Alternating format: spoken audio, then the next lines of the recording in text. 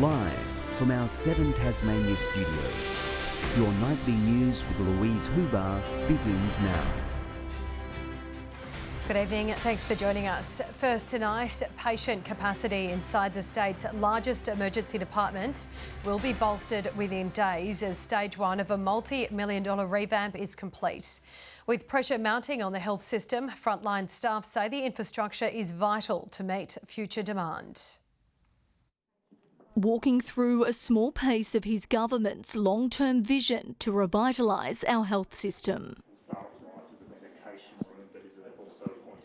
These empty beds soon to be filled with patients in an important first milestone for this emergency ward expansion at the Royal Hobart Hospital. Us being here today, we're investing in the future of hospital care in Tasmania. A challenging workplace most days. Staff are ready to enhance their care capability on the front line. At the moment we've got 61, and with the opening of this new unit we'll go up to 82 points of care, so 34% increase. The Premier also assessing a new cardiology ward and refurbished endoscopy facilities designed to cut waiting lists for Tasmanians. Investing in key infrastructure, contemporary equipment to support better and improved contemporary patient care. The first patients will be welcomed into the new emergency department next Tuesday morning from 9 o'clock, with recruitment underway to ensure staffing levels are maintained. I think it'll be a welcome change to the area that we're in at the moment that's a bit tired. Yeah. Elsewhere in the sector, paramedics are crying out for that welcome change. We've got 100 or so paramedics in contract positions. They don't know whether their employment will be ongoing. Leaving the opposition to question the government's commitment to the health portfolio. We've effectively got a part-time health minister in the Premier, Jeremy Rockcliffe. And here on the northwest coast, things are in a dire state. Grace Evans, 7 Tasmania News.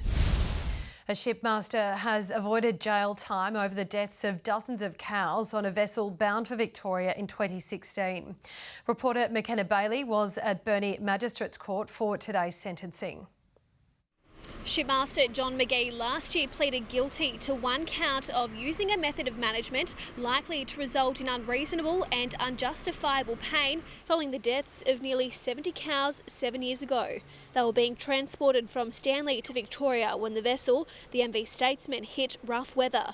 10 died during the voyage, 59 had to be euthanised at port. Magistrate Katie Edwards today handed Mr McGee a $15,000 fine over the incident, noting the maximum penalty could have been 6 months in jail, saying he did not intend or foresee the suffering the animals endured, adding, "This is not a case of aggravated cruelty." Mr McGee appeared via video link for today's sentencing. 2 former staffers for Jackie Lambie will have to pay more than $90,000 in costs after losing an unfair dismissal claim against the Tasmanian senator. The federal court found Robert and Fern Messenger's conduct during the case was unreasonable, describing their evidence at times as vengeful. They've each been ordered to pay more than $47,000 to the Commonwealth, representing just over half the costs it incurred as a result of the Messenger's conduct. A crucial connector to the state's east coast will remain closed for longer than expected. Elephant Pass is now hoped to reopen mid-March, at least 2 weeks later than first advised. The delay comes after further inspections found 3 more sites in need of repair. A number of metro service cancellations this week has prompted the Greens to call for a mask mandate on public transport across the state. The push comes as a number of workers were forced to stay home due to sickness, wreaking havoc for passengers. Cassie O'Connor says it's clear commuters and drivers need to be better protected. Glenorchy Football Club has fired a cannon at AFL Tasmania, accusing the governing body of disgusting behaviour and throwing the club under the bus.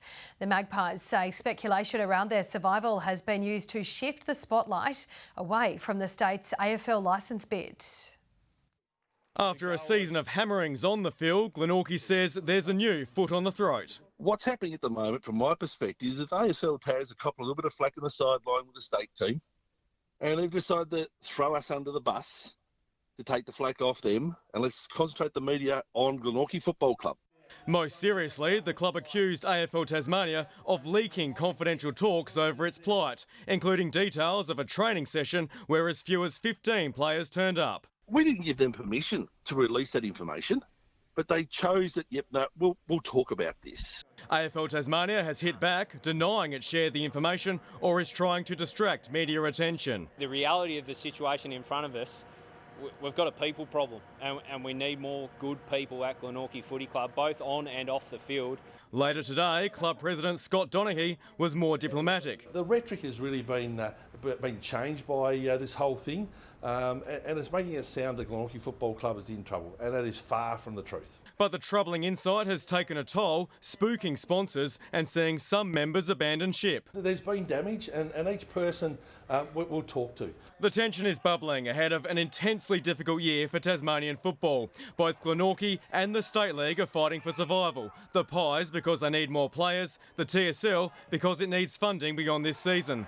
A ceasefire of sorts has been reached for now. We want to focus on how we can help in the here and now. And we're working as hard as we possibly can at the moment to put that team on the park. A pre-season clash which may turn out to be the biggest derby of them all. Tom Johnson, 7 Tasmania News.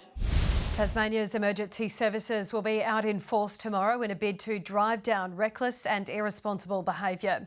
Surf Lifesaving Tasmania will also be monitoring waterways, with 28 drownings already recorded across the country since the start of summer.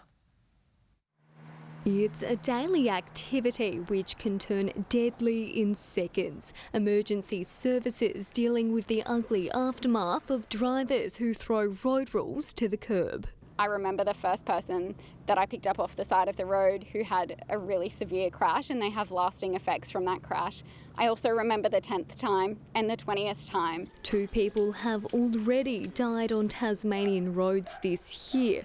The devastating scenes leaving a long-term mark on everyone involved. It's not just the person, it's also their family members that we remember, and the blood on the road or the shape of their body. Another 30 people suffering severe injuries. There can be a myriad of different injuries that can arise as a result of being injured on our roads. Traumatic brain injuries, chest and abdominal injuries and long bone injuries that might require orthopaedic surgery. Police are preparing for the worst tomorrow as many Tasmanians turn the public holiday into a long weekend. But their patience has run dry, no longer letting drivers off with a warning. We're talking about speed, we're talking about inattention, we're talking about fatigue, and we're talking about drink and drug driving. And also, we want people to wear their seatbelts. Surf Lifesaving Tasmania is also entering Australia Day with caution, with the coastal drowning risk 4 times higher than any other day. Brianna Boylan, 7 Tasmania News.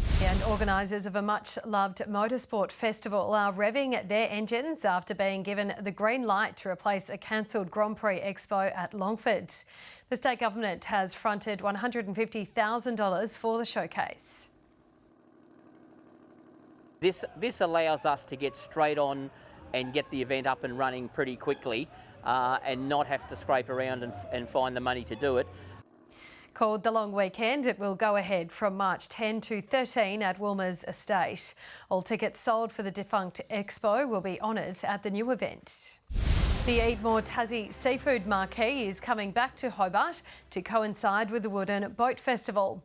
Local chefs will be whipping up cuisine on site using some of the state's best fresh produce and teaching the public how to do the same. Chefs have made it too complicated with all these cooking shows. So I think my message is come down, learn a few tips. We're going to keep it really simple. We're going to cook pasta, abalone. It's about encouraging people to order something different when they're out at a restaurant and to buy something different when they're out purchasing seafood to cook at home. The marquee will run from February 10 to 13 in the Muirs car park. Meanwhile, visitors to the upcoming Festivale in Launceston are being warned to be on the lookout for dodgy ticket merchants. Tickets for Saturday's all-day session and 3-day passes have already sold out, with scammers taking advantage of the event's popularity by putting fake offers online. To be safe, festival goers are urged to only purchase any remaining Friday or Sunday tickets directly through the Festivale website. Hurricanes fans had their hearts in their throats, but purple reigned in a miracle in Launceston. Defending a slender total of just 120, Tim David bowled one of the most haphazard final overs in the team's history to just hold it together by 2 runs. 10 runs to defend, 6 balls to go, nearly run out. Nearly bowled. Third ball, bingo. Oh, brilliant bowling. That is out. Tim David couldn't believe his luck, but all that good work came undone. Oh, he gets no! And over it goes. Oh, my goodness. Another twist. 2 balls left, 4 runs to get. Dot ball. Oh! And can you believe it? The Canes held on by the skin of their teeth. No way. Hurricanes, that is a miracle. Miracle in Launceston. An incredible victory to keep the faintest of finals hopes alive. Earlier, Here's a big blow. Morty, slow wide here. Way over the top. a recalled Mac Wright blasted a runner ball 56, but the Heat had run rings around the rest of the order. Ringer, Rosie. The Hurricanes defending just 120, Usman Khawaja exited for just 10. Marnus Labuschagne probably wished he could go as well.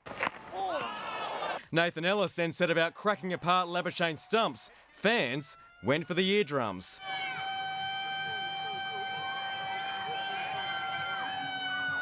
After all, the Heat were under attack. Renshaw's been run out. Superb bowling from Ellis removed the dangerous Jimmy Pearson, setting up that blockbuster finish. Well, that is the equal lowest winning total this season in BBL. Now we wait to see if other results fall our way.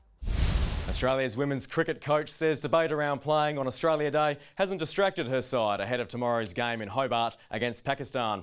Players flew in today, including Ash Gardner, who went public with her discomfort about taking the field on the day. She's in the final 11, but Tasmanian Tiger star Heather Graham has missed the cut this time.